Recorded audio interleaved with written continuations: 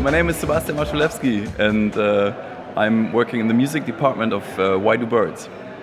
And I'm Alexander Wodrich, founder and managing director of Why Do Birds? It's the one event per year where you get all your colleagues or competitors in one place.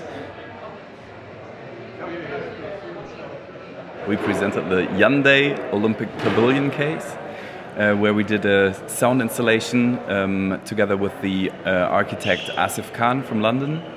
And it was an art exhibition with exhibits consisting of solar energy, electricity and drops of water. What we could do was combine amazing, awesome architecture with an immersive sound experience that was really unique, and on the one hand, and also closely related to the brand that we're working for Hyundai.